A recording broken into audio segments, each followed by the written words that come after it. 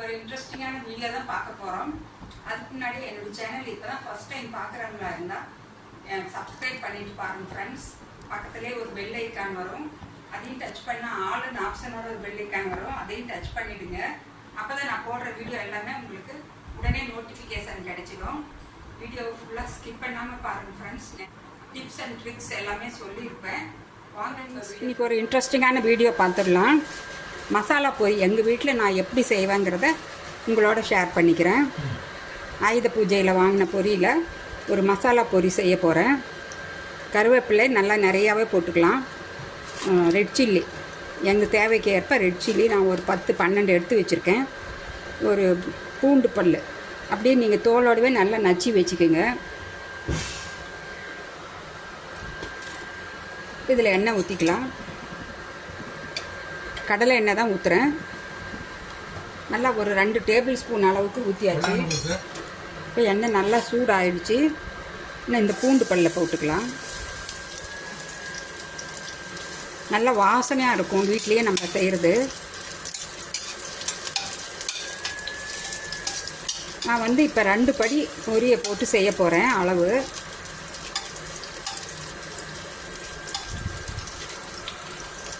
பாருங்க, பூண்டு கொஞ்சம் நல்லா வதங்கிடுச்சு. இப்போ இந்த கருவேப்பிலை ரெட் சில்லி எல்லாம் போட்டுக்கலாம்.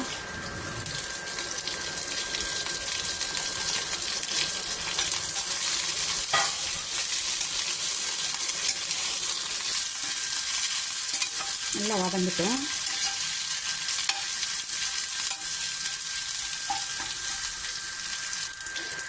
பாருங்கள், நல்லா வதங்கிடுச்சு. பூண்டு நல்லா கலர் மாறிடுச்சு. இதில் கொஞ்சம் பெருங்காயத்தூள் ஒரு 1/2 டீஸ்பூன் அளவுக்கு போட்டுக்கலாம். நிலக்கடலை,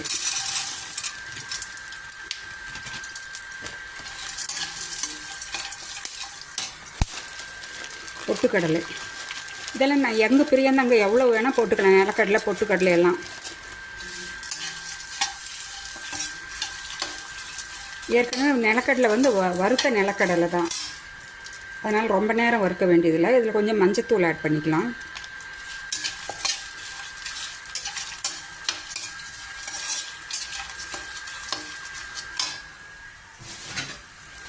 இந்த பொரி ஆட் பண்ணிக்கலாம். 2 படி பொரி.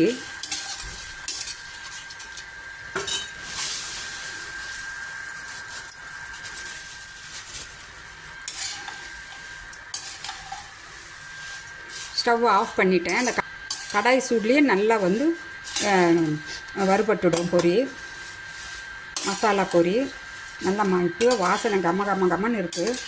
இந்த பூண்டு பெருங்காயத்தூள் எல்லாம் போடுறது தாங்க அவ்வளோ வாசனையாக இருக்கும்.